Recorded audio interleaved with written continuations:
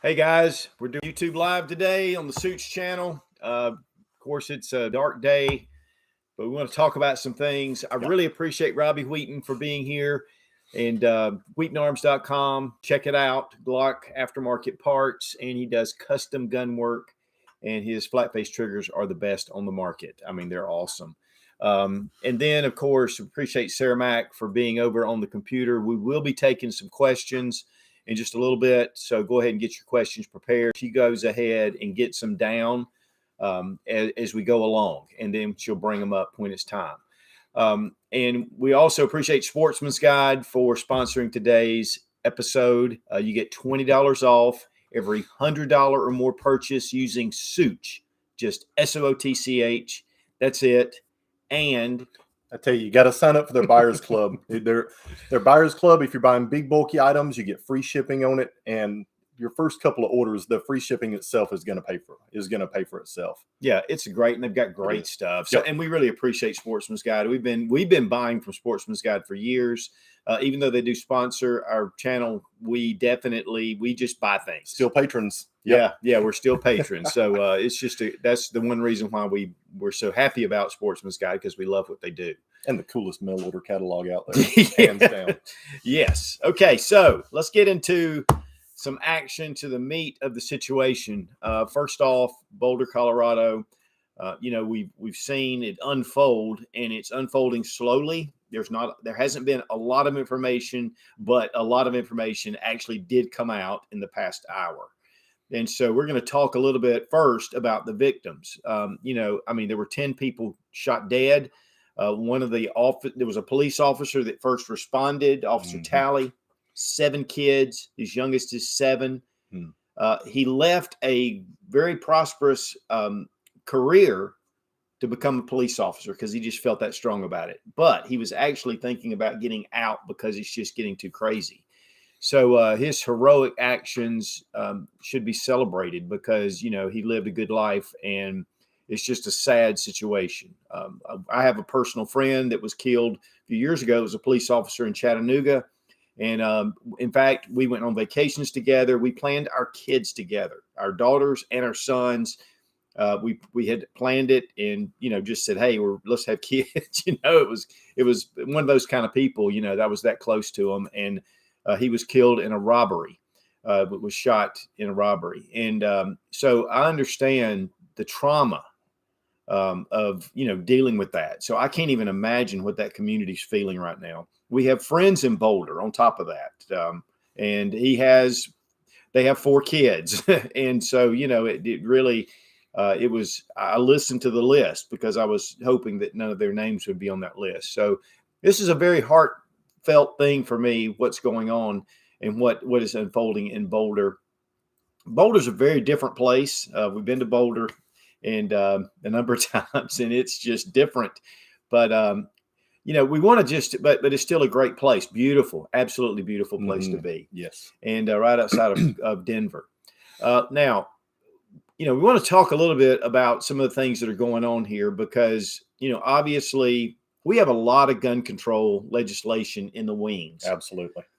And we've been talking about this. We were just waiting on something like this to happen. Unfortunately, whether it's coincidence or not, it just seems the timing, it just seems to be at a certain, at the wrong time. And so, we have an assault weapons ban in the Senate that all of a sudden now is really gaining traction. And then we have in the House, we have some other things that have actually passed the House. And so, we're sitting on this. Now, when I first heard this, of course, naturally I thought about the Second Amendment. And, it's really sad that, an action by one person can affect so many lives. And yes, this is a terrible thing. Colorado has had a number. Yeah, they have. Well, and I tell you that I was really looking at all of this morning, thinking about all of this morning, and I'm like, there are thousands of gun laws on the books right now. Federal gun laws, state gun laws, local gun ordinances. None of them prevented this from happening. No. None of them would prevent this from happening. No. No more gun laws added to the books are going to prevent something like this from happening. The only thing that could prevent or reduce something like this happening. Don't get into solutions yet.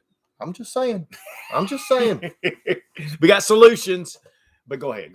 You have to protect yourself, and that's really what it comes down to. There's going to be a lot of people that are going to say, well, where was law enforcement? What was law enforcement doing? They were doing their job. They were out there doing their job, and they were working. There's response times to incidents like this. They have lead times to be able to get there. They might have been 10, 15, 20 miles away, and it took them 5 or 10 minutes to get there. And that they are going absolutely as fast as they can possibly go to get there. Yeah. Because they know the gravity of the situation that's going on. Right. But those people that are in that environment right then, right there, it's their responsibility to protect themselves and to protect their lives and to protect the lives of those around them that don't have the ability to be able to protect themselves. That's why I carry every single day. That's why my family carries every single day, not just to protect ourselves, but to protect those around us, those victims around us that don't have the ability to be able to protect and defend themselves. Well, it was one of the things, the reason why, because when I first started YouTube, it was just whatever. I just throwing videos up. Mm-hmm. But one of the things that happened was a lot of people started asking a lot of questions. Yep. And one of my missions, in fact, it's still my mission today, is to inspire people to take self-defense as their own personal responsibility. Absolutely. Now, aside from why it happened, what happened, it doesn't even, that does matter, but it doesn't matter in the grand scheme of things. Yep. If you're shot or your loved ones are killed, it doesn't really matter. What matters is that you have the ability mm-hmm. to defend yourself. Now, obviously, that police officer showed up and had a firearm. Yes, he did. But he didn't, obviously, we don't know all the details yet. So, he could have been right there and just showed up and then boom. From what I understand, now, let's before we get into some of this, because a lot of this is going to hinge on what I'm getting ready to say next.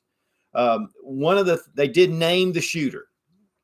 And when they were talking about it, one of the things that the FBI that's leading the investigation, that agent, mm-hmm. special agent, he said he's lived most of his life in the U.S. Well, as soon as he said that, I was thinking, oh, that's going to be interesting. Come to find out, and I have his name. I just posted something on Instagram. He is an Arabic guy with a Muslim name.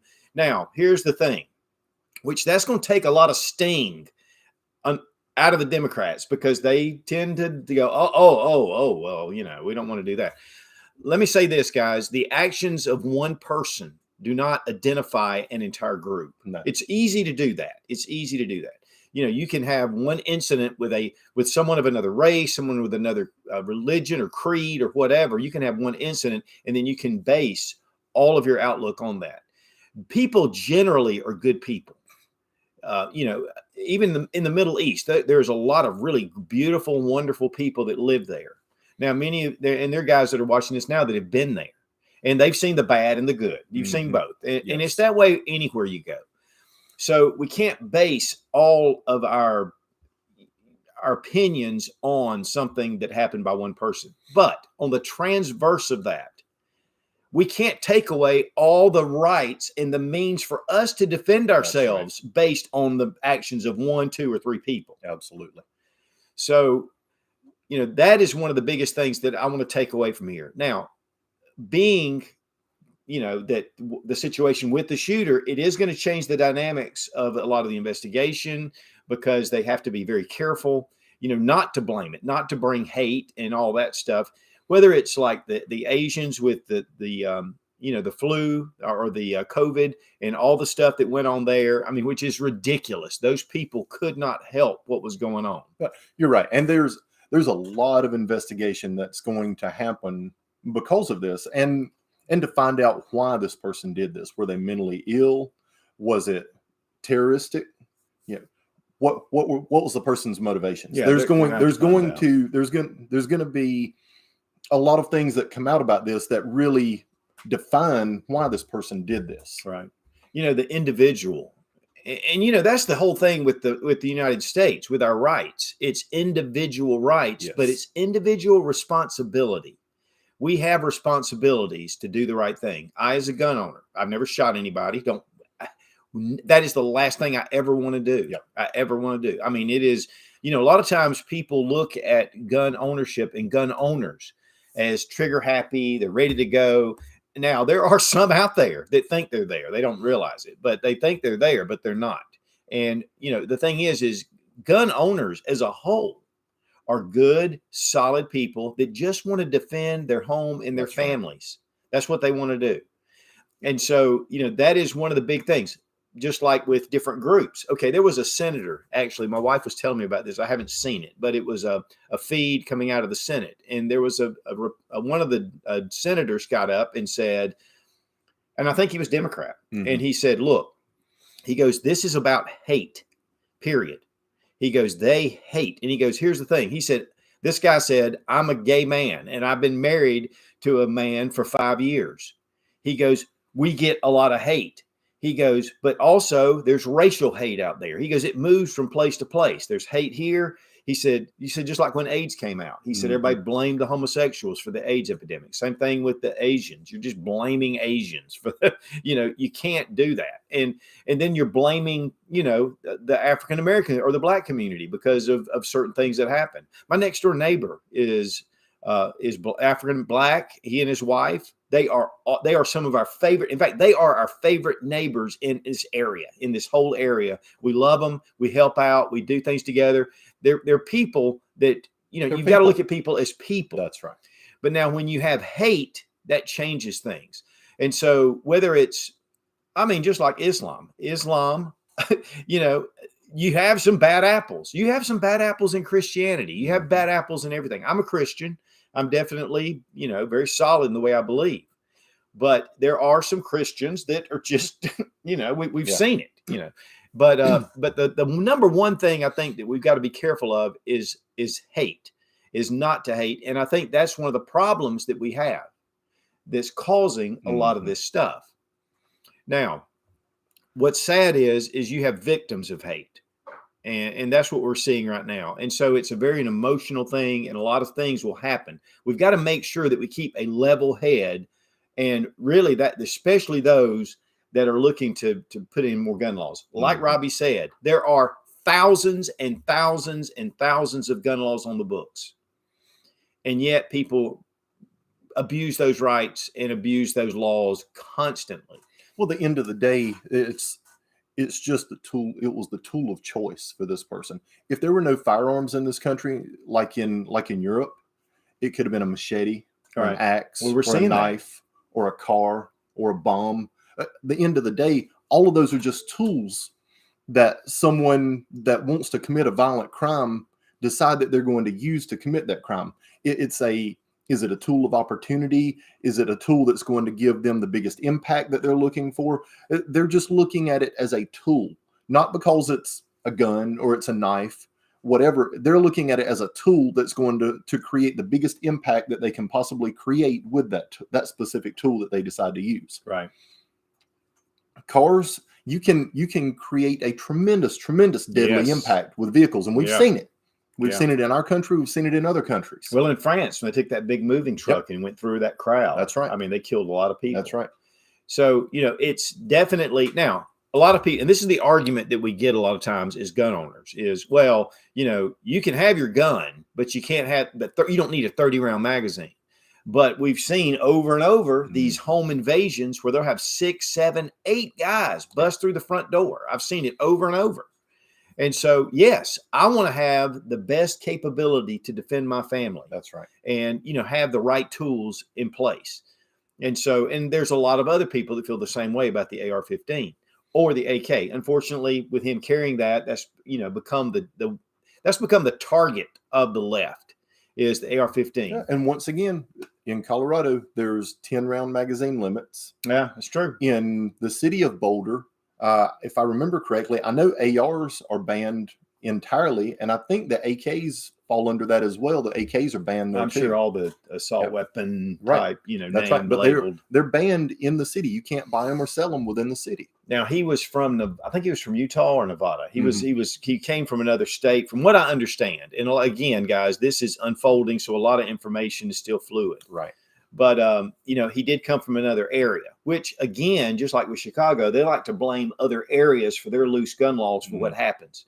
Okay, so we have hate first, just hate. But secondly, and just as tied into it, is mental illness, mental disabilities that are causing problems. And one of the things I know, that when my wife's an RN, and the hospital that she worked at, she was a labor and delivery nurse, and next to them was this hospital that was for mental patients. Mm-hmm. When a lot of the changeover with Obamacare, not necessarily Obamacare, but that was part of it, those mental health places disappeared. They did. They just closed them down. So people are not getting the treatment. That's like that kid down in Florida, Cruz, that went through and shot that school up. He had mental issues, Mm-hmm. and they had been kind of dealing with him, but there wasn't really an apparatus to help protect those people. The kid in the Holmes guy in Aurora, Colorado, same thing. Those kids that went into Columbine, they have mental health issues. They have hate issues. And so these need to be identified. And, and really when it comes down to it, guys, it really comes through the family, because we've had a family breakdown. Mm. And so that causes a lot of mental issues. So the problem is not guns. The problem is, let's treat these people that have mental issues so they won't get a gun in the first place, and treat them, not just keep them from getting a gun, but actually treat them and help them to become who they need to become. Because obviously with the lack of fathers in the U.S., and I know that's not even a popular, which is sad, that's not even a popular thing anymore. Fathers in the U.S. that are teaching their children a lot of things. And it's, and a lot of times even the mothers, they're absent because they're doing their thing. And we're not bringing up our kids right. And so then no wonder we have these kind of things happen. But unfortunately, when we have something like this happen, that doesn't mean that I don't have the right as a law-abiding American citizen to defend myself and my family. I don't have hate. My wife may argue that I have some mental issues, but I don't have any mental issues. I don't have any social or racial bias. I think that all people are created equal. That's right. And we do believe it. We both believe that very strongly. God created all of us in His image. Yes. All of us. We're all very important. Each person. And that's one of the things about America that's been really foundational, is that each person is important. That's right. If you have one person that's lost in the middle of some wilderness, we will spend thousands and thousands of dollars to find that, and lots of man hours or manpower going in. And of course, women are involved in, and they're coming in to help find that person. And it's something that we've always had this soft spot. Unfortunately, when something like this happens, that soft spot starts to get clouded, as in, we need to help these people. So we need to do this, this, and this. And rash decisions are made. It's not cool, calm heads, people with good judgment. Guys, let's face it, we look in our own government, and we lack a lot of character. Now, we have character there. There is character. Characters. But, there's a lot of characters. But when you look at it, what kind of character do they have? We've seen Como, we've seen, Newsom, we've seen some of these things that are going on in the background. Whitmer, she's up there in Michigan. They've done these things, and they've had, and now they're starting to come to bear, and their character is really flawed. Unfortunately, and guys, I'll just tell you, we elect people based on a facade personality, and we really need to know the character of these people. So one thing that we've done recently is gotten really involved in state and local government, because that's where you really get to know people. Because really what happens on the federal level, we can't have a lot of control over. Okay, so let's talk about some solutions, and then we're going to go into some questions. So if you have your questions, go ahead. Sarah Matt's going to get ready and start putting that together. And I ruined the whole solution thing. No, you didn't. No, you didn't. Because it needs to be, it's fluid. It's all fluid. But, one of the big things that I noticed, which was kind of sad, and I wasn't there, so I don't understand, but I saw the victims just laying in the road, laying in the store, nobody even trying to help. Maybe you were in the danger zone. Maybe it wasn't possible, but nobody even trying to get those people out of the way. Nobody even trying to assist people. And it was kind of sad. I saw a lot of people were just running. And unfortunately, there's not a lot of defense against somebody holding a rifle if you don't have a firearm.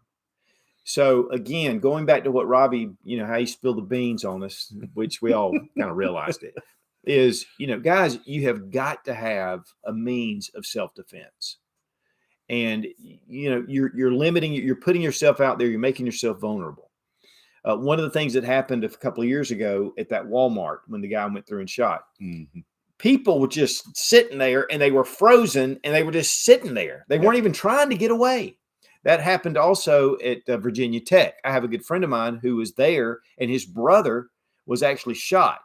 But as that shooter came through, the people in the classroom were like, there ain't nothing going on. And then the guy busts the door open, shoots the professor, shoots a couple of other students. They all lay down on the ground. And then he walks up to this guy, his brother, and shoots him.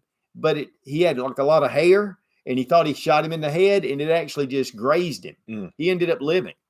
But a lot of times, a lot of those guys just stood there as this guy walked through and just shot him one at a time. So, we've got to, number one, have the will to fight. When something like this happens, we've got to have the will to take action, not just self-preservation, but to take action. Yep. There's been numerous teachers and different people, coaches, that when this happens, they have sacrificed themselves for their students. And, that's one of the things about how important people are. And I think we've gotten away from that. Well, it's a selfless mindset. You put the value of others' lives ahead of your own. You see that a lot with, like military and law enforcement, Secret Service. They put the lives of other people ahead of their own life. Right. This police officer that just died there. That's right. Absolutely. And he needs to be the same commended. situation. Sure. He certainly does. But they put their lives ahead of the lives of other people because they are selfless. And that's something that I think we've lost a lot of in our country, is this selflessness that other people are more important than me. A lot of people in this country are, it's all about me, me, me. I'm the most important. I this, I that. We need to be more selfless. We need to put others in front of us. The well-being of other people needs to be put ahead of our own well-being. We need to make sure that we're taking care of our neighbors. We're taking care of our family. We're taking care of our friends. We're taking care of complete strangers who need our help. And that's being a truly selfless person. Yeah. And I think we've lost that. Yeah. We've lost that. I know a lot of times when you're driving, and road rage is a big problem. Sometimes, and I've gotten upset with people before, driving. And, one of the, especially when, they're driving slow and they're in the wrong lane and they're just trying, maybe they're lost, maybe whatever, or maybe they pull out in front of you or whatever. But here's the thing, guys. We've all been there. We've all had mistakes when we drive, when we do things, and we got to be careful. Another thing is, I'm going to tell you guys, if you are carrying a firearm in your vehicle, if you're carrying a firearm or you have a concealed carry, you have a responsibility not to get angry and to escalate. If somebody does something to you and then you pull up beside them and start cussing them out and raising Cain, you've just taken away. In fact, you've made your case a lot harder if you have to use your firearm. Yep. And so the best thing to do is take the responsibility. One of the things when I started before concealed carry, you could carry a gun in your glove box. Yep. And whenever I was driving, I knew that gun was there. So I'm driving and somebody does something and I think, it's okay. Because I have this power sitting there that I don't want to use. And I can let my ego kind of back off a little bit because you know what? I mean, I'm okay. And anyway, that's one of the big things is that selfless mentality. And there was a great person years ago that once said to love your neighbor as yourself. And, I think we've lost that. Yeah. We've lost the ability to do that. But here's the thing, guys, concealed carry and carrying, even if it's just pepper spray. And I know some of you guys are living in places that don't allow concealed carry, or your gun laws are so tight. I mean, if you live in New York City, you're pretty much sunk unless you have a lot of money and you're able to get a concealed carry permit. But, it's a very dangerous world. And unfortunately, carrying a firearm has become part of our responsibility to defend ourselves and our family so that we're not victims. And, one of the things I saw one time was there was a shooting going on and all these people, and somebody was just shooting. It was some kind of gang thing that was going on. And all these people started just running, and these grown men scared to death. And they were like, they started shooting over there. And I thought, what a bunch of weenies. I mean, you got to be a man and a woman that's going to take care of themselves and have responsibility. So, but here's the other side of this, guys. We don't know. There could have been people that were doing heroic things in that store. We don't know that. So we really can't lay down just a blanket statement. But one of the things that really bothered me was just seeing those people just laying there and people videoing it and going, well, there's somebody over there and there's somebody over there, and nobody trying to help. So, having that spirit of gratitude and helping others and doing for others is something, guys, that has made our country a very great nation to be in. And unfortunately, we're losing it. Okay, so let's take a few questions and see what we've got on the agenda. Joshua Leclerc asks, what's the answer to this legislation? Like, what can we do about it? Okay, first off is to call your now, if it's in the Congress, if it's in the House, it's already been passed, some of the legislation. But in the Senate, and Feinstein has started her yearly assault weapons ban. We need to make sure we call our congressman. Here's the thing, guys. Even if you have a diehard liberal, in fact, they may have even signed on to it. It's very important for you to still let them know. You've got to use your voice. It's who we are, and it's our responsibility to go ahead and say, hey, look, we don't agree with this. But if you have a congressman that's solid, just like for us, our senators, we're in South Carolina. We have very solid Second Amendment foundational senators.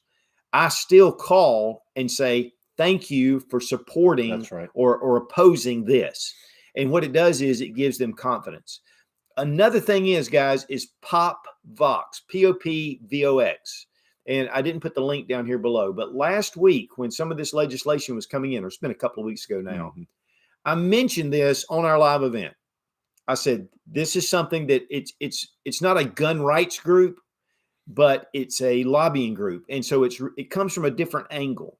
And so there were 81 responses on this gun control legislation. 80 were opposed to the gun legislation. Only one supported. I mentioned it on the live event. I went back the next day. There was 132 responses. Still, only one support, and the others were against. Let me just say this, and I want to make this really clear. A lot of times we feel like that everybody else is going to do it. So everybody's going to do it. I'm not going to do it. Listen, very few people take action. Very few. That means that your action is very important. Go to PopVox. Go to Gun Owners of America. They have a letter. You can in fact, it's a form letter, but you can change it how you want to. Second Amendment Foundation, the NRA, they'll send letters out. I mean, there's a lot of different gun rights groups that will help us, and it will fill in the boxes, the mailboxes of these senators and these congressmen, and you can tell them, look, I'm against this, or I'm for this. And it's part of our civic duty to get involved, because otherwise they're going to do whatever they do because there's no real recourse. Well, and if they're not hearing from their constituents that say, hey, I want you to oppose this. I want you to oppose this firearm legislation because I don't think that it's right and it goes against the Second Amendment. If they don't hear that from us and all they hear are people that are for them voting for this firearm legislation, they're like, hey, we need gun control. We need gun control. We need gun control. And they don't hear from us. And that's all that they hear. Which way do you think they're going to lean? They're going to lean in the direction, for the most part, that their constituents are steering them. Right. If they are truly there to do their job and to vote based off of their constituents' desires, then they're going to be voting based off of what they're hearing from their constituents. And right now, the Second Amendment community is very quiet as far as reaching out to their representatives and being like, hey, you need to be doing your job up there and supporting the Second Amendment. We need to make sure that we're calling our senators, that we're calling our congressmen, emailing them, flooding their inboxes and their telephones. Right. And the same thing with PopVox. PopVox is a great little tool for these people in office because they can look at it and say, okay, I can see here that the majority of my constituents are wanting me to vote this way. They're not having to look through 10,000 emails or 100,000 emails or go through 100,000 voicemails to be able to see what's going on. It's a quick, easy way for them to look and see a number that says that many people are opposed, that many people are for it. And there's usually a graph on there that show a map of the country. You can see where people are voting. Yep. And typically gun control legislation the support is very little. Yes. on the pop box. So get on there and support it. So yeah, that's a big thing. Another thing too, guys, is we'll go out and we'll spend $500 on the newest gun, or $100 on this, or $50 on that, or ammo. We'll spend $1,000. But guys, and you're not spending money. I'm not talking about your yearly membership, because that doesn't even do anything. That just gets you a number on their list. Investing into the Second Amendment by helping these groups out. And I know you get a lot of requests for money, but it takes a lot of money because there's a lot of court battles that are going on right now. Okay. Rolly A. Murray says, people get killed by drunk drivers every day. Do they ban cars or drinking? There are many laws against drinking and driving, yet it still happens. More laws will not help. Right. We were just talking about that earlier. There's thousands of federal, state, local, city, and county ordinances and laws on the books right now, and none of those prevented this from happening. And none of those laws will prevent something like this from happening, because that person had a desire or a hatred or a mental disorder or disability that drove them to kill these people. The only thing that you can do in a situation like that is to be able to protect and defend yourself and others that don't have the ability to be able to protect and defend themselves. So for a car, we need to get these big, huge bumpers all the way around it. And that way we can just drive Push through. bumpers. And if some drunk driver comes and just go boom. But right to due process. Yep. Got to have it. A-Dubs asks, was the store in Boulder a gun-free zone? Yes. From everything that I've read, the store in Boulder was a gun-free zone.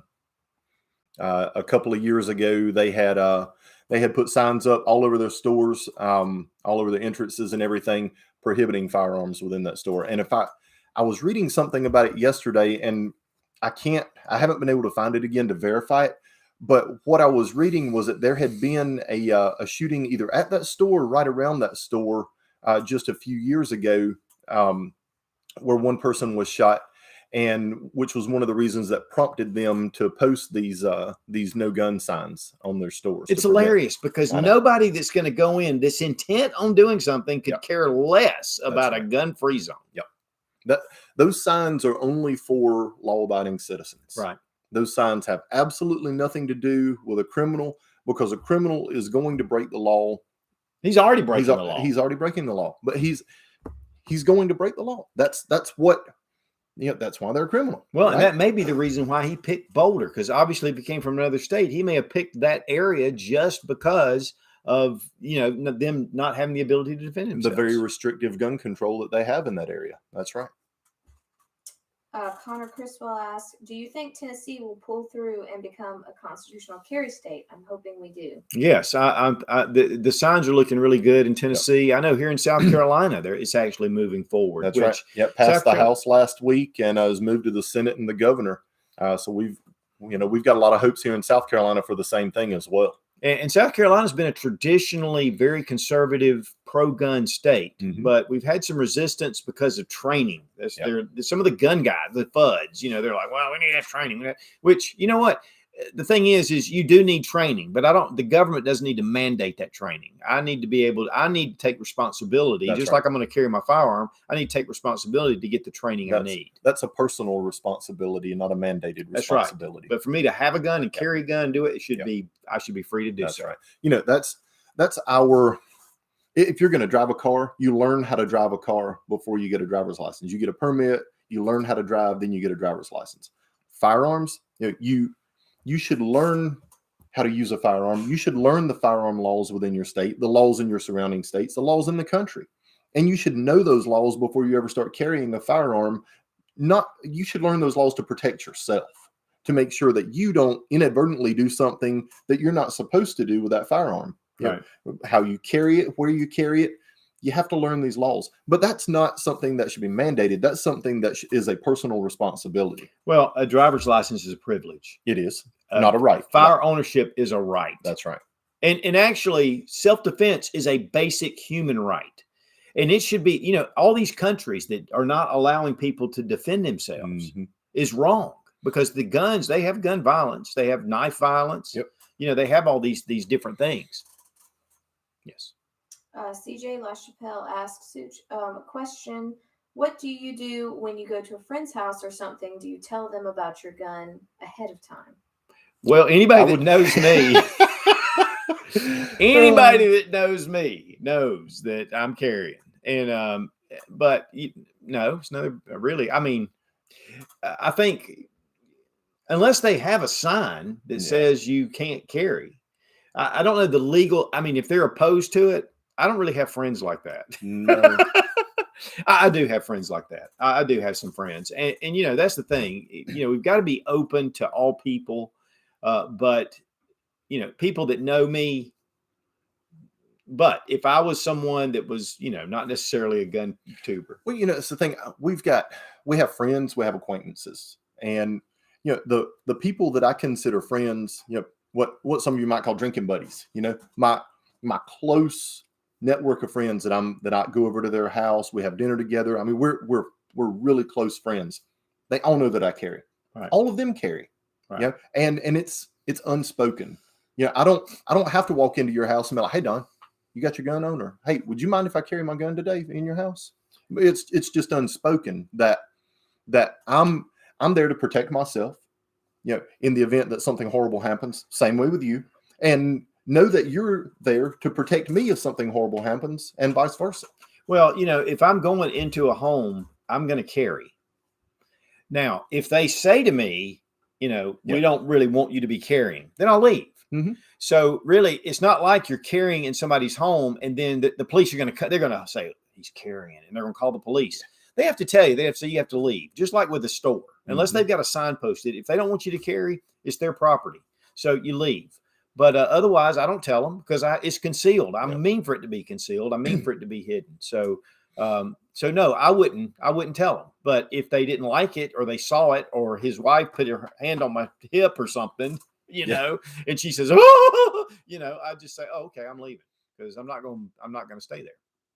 Yes. Ralph Cooper asks, so what gun did the shooter use? Oh, they said it was an AR-15 style. And then I heard a number of times the law enforcement kept saying patrol rifle. So I'm assuming that it was an AR-15. Honestly, when I heard that, my blood turned to ice. I mean, I was like, oh man. So it's one of those mythical AR-47s. Yeah, it's one of those AR-47s, but or AR-14s. Yeah. But you know, if Biden wants to ban the AR-14, well, you know, I don't know.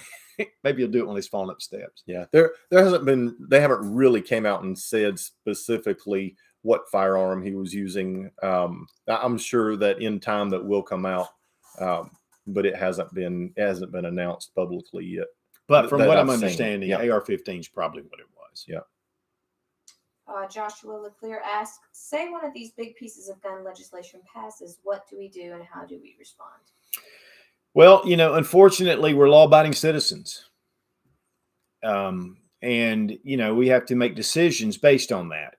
You know, the thing is, one of the things, well, from what I'm understanding with this current assault weapons ban, they're going to grandfather guns in. They're not going to, you know, one of the things that Biden on his website says is that he wants to make all AR-15s NFA items. Mm-hmm. Now, to know that if they may try to push some kind of registration or something like that, you know, they did that in Connecticut and they said you have to register your firearms. And I think they had, I don't know, it was a very low percentage that went and actually registered their firearms.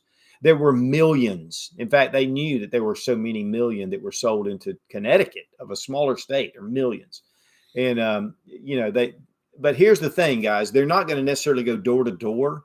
What they're going to do is let's say you have a house fire and then you got all these AR-15s, or let's say you have a break-in and somebody steals one of your rifles, or, you know, there are things like that where it's like out of attrition. That's right. Or they catch somebody at the range and they said, you know, hey, what is that? So, you know, but like with the first assault weapons ban, it was just, you can't make any more. This is the idiocy of that whole thought is there are millions of AR-15s out there. And yet they're going to grandfather those in, but you can't make any more. How goofy is that? That makes no sense whatsoever. That is not going to do anything. There are millions out there already. And, you know, and there's no way they're going to be able to get very few of them. Yeah. Salim asks, why don't we have gun education programs instead of anti-gun laws? In a lot of states in years past, there has been firearms educational programs. The NRA had the 80 Eagle program that was in elementary, middle schools. The NRA really supported a lot of hunter education programs within our state to teach people about firearm safety and hunting. And even in South Carolina today, to get a hunting license for people that were born, I think it was after 1984, 1987, it's one of the two. But you had to have you have to take a hunter's education, a hunter safety course to be able to get a hunting license in this state. And that course is very, very involved heavily with teaching about firearms and firearm safety. Your 4 basic gun handling laws, know what's beyond your target, keep your finger off the trigger until you're ready to fire. All of those, and those are the kind of things that I think our schools have gotten away from. A lot of families have gotten away from because they don't understand firearms themselves, or are scared of them because they've never been introduced to them. So I think those are programs that we should really push to bring back into our schools, into our churches, into our communities, into our families, into our homes, to teach about firearm safety. I'm a big proponent of firearm safety and teaching people at a young age to be conscious and to be aware and to understand firearms and firearm safety. Well, it's funny because we'll teach them sex education. Yeah. And we'll hand out condoms. But because it's politically expedient, they don't want to allow. They'll say, "Oh, it's a pandemic. It's an epidemic. Gun violence is an epidemic," and then they won't do the basic education that would stem a lot of these problems. One of the things with our kids, growing up around guns, laying on counters, doing stuff, because I'd come in sometimes and I was moving things around, and they knew. Even my youngest son, when he was little, he'd come up to a gun and he knew that he couldn't touch it. And he'd say, "Dad, can I pick this up?" And I'd say, "Okay." I say, "Now, what do you do?" And so he'd check, he'd drop the magazine, he'd check to make sure the gun was unloaded. He'd keep his finger out of the trigger. He'd keep it in that right position, good finger control or trigger control. And so, or discipline. And so he, and all the kids, we taught him that. But like Robbie said, unfortunately, a lot of people have a fear of firearms. It's just unknown. And they're like, "Oh my gosh, that's a gun." It's just a tool. It's like a hammer. You can use a hammer to kill somebody. Sure. And so you need to be able to teach your children, and you should.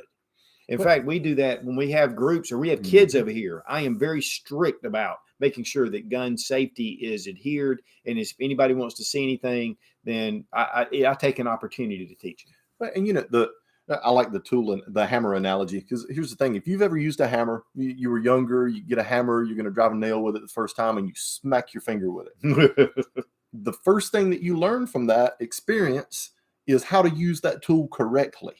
Right? If no one taught you and you got the hammer yourself and whacked your finger with it, it hurt.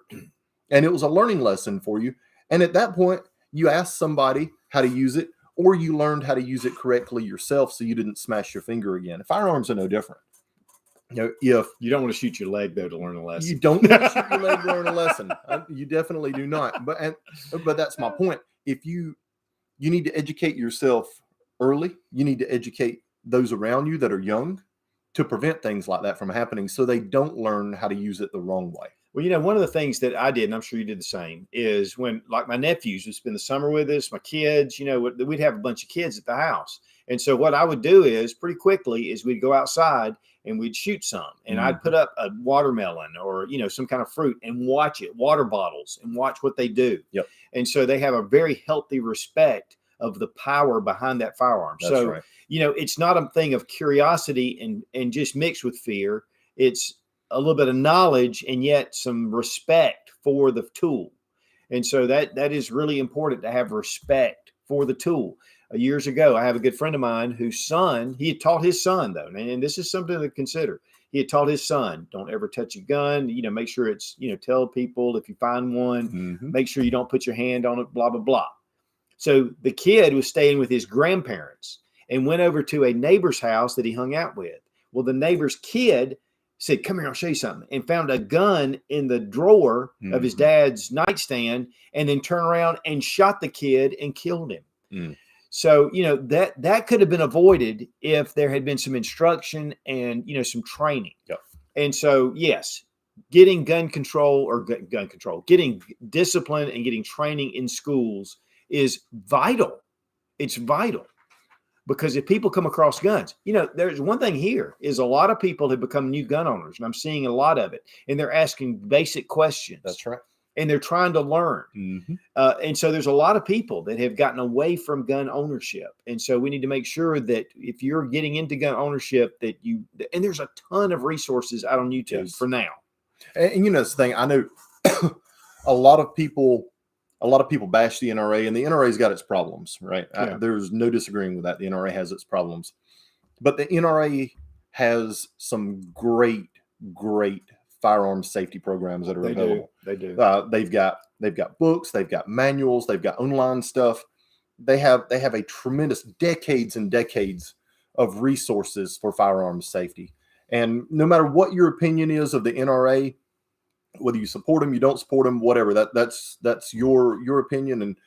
But I would strongly recommend anyone that's looking at getting into firearms, they're a new firearm owner, and they're wanting to learn more about firearms and firearm safety, look at some of the programs that the NRA has to offer for firearm safety. You can really learn a lot from those programs because they've got guys that have decades and decades of experience with firearms that have written these training manuals. And some people look at them like, oh, that's antiquated, that's outdated. You know what?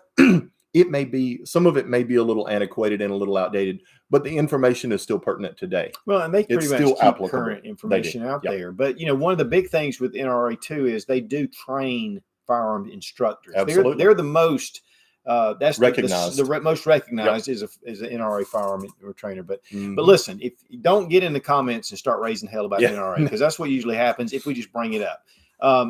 Now, and of course they'll do it anyway, but another resource for gun training, especially if you're going to carry a gun or you depend on one for self-defense, is the USCCA. Mm-hmm. The one reason why that Tim Schmidt started the USCCA was for people to get training, and they have a lot of training out there, and they offer digital training. They offer, they get a great manual. You can read about concealed carry.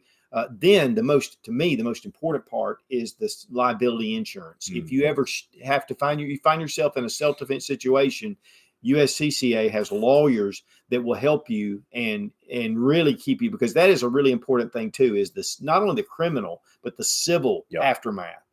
And so USCCA, in fact, I've got a link down below in the description. You can click on it, and it is an affiliate link, but I've been a member for a number of years. I love the USCCA. And, I just really feel like that they've got my back. But the big thing is they do have training. So that is an excellent resource for a self-defense firearm. Yeah, hunter training is not going to teach you about your self-defense training. One thing I would recommend too is, and what I did it. I went over to the South Carolina law and looked up South Carolina gun law. Mm-hmm. And I just went and read it. It's not really all that complicated. No, it's actually pretty straight. No, it's like, this is it. And, it was really funny though, because it was enlightening, because it really said, do the right thing pretty much, and you'll be okay. That's right. Just do the right thing. Don't do something stupid. And so, but check because some states are very restrictive. Mm-hmm. And so you want to find out what your gun laws are and what you can do. One thing about going, and when I got my CWP or my concealed carry permit, you go into a class. It was an 8-hour class for us.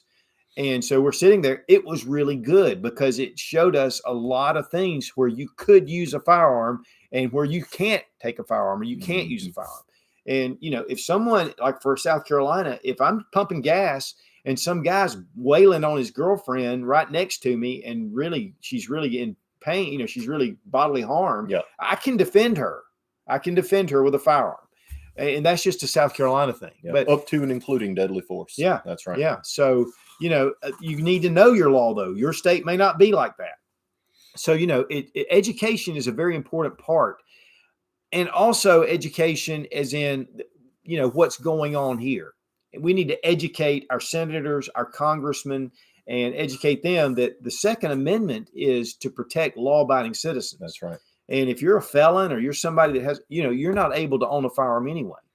So, we don't need knee-jerk reactions to something like this. We need calm, concerted, level heads that make rational decisions based on an irrational situation. Right. You take facts. It's one of the things the founding fathers really tried to enforce or reinforce, is that when you have an elected official, they should be someone of character, someone that has the same values that you have. And then when they go up there, they're not swayed by the winds that go up there. They're solid because they're going to make good decisions. The problem now is they're watching these polls and they're going, well, these people think all this and this. And a lot of those polls are skewed. And so they're making decisions based on what's going on in the swirl around them. And that's one thing we've got to be careful of. And we need to hold our congressmen and our senators on the state level, on the county level, and on the federal level to a certain high standard, because they're there representing you and they should represent your values. That's right. And so, unfortunately, we've got a lot of garbage coming through. Okay, we're going to take a few more questions, and time's coming down. No, we're good. We're good. Oh, Sarah Mack's like, nah, we're not. Okay, let's see what time it is. Okay, we got about 8 minutes. Okay, so guys, solutions. Press for mental health solutions, and that is a big part of this. You know, one of the biggest causes of suicide death is gun. I mean, they use a gun. So, you know, that is one thing that they like to throw into the mix of gun violence. But that's just the tool that they use. And so mental health is a huge thing that we need to really be focused on in this situation and honestly in all the other situations that we've seen. So mental health's a big one. Also, unfortunately, I don't know the whole situation with this guy that came to America. You know, he's got a different ethnic group, and that's fine because we need people here. I mean, America's the great melting pot, and that's part of the way we do things. What makes our country so great. Yeah, I mean, any race, creed, religion, doesn't matter. But when you have a person that is causing problems in that group, they need to be dealt with. And so, you know, that one thing is that hate. And of course, a lot of that's family breakdown. A lot of it's just whatever they're dealing with, the hate, the cause of their hate. And so those things, and unfortunately, you know, a lot of people are getting labeled with false hates and they're a hate group, you know, conservative white men are hate groups. So that's bull crap. We're not. We just want good things for our family, and we want to do the right thing. Not that there are bad apples that aren't out there. Just like law enforcement, you know, there was this big defund the police, listen, right now, everybody's like, police, we need the police, you know. And so again, level heads. That's right. Using your common sense, getting the bad apples out. That's where it works.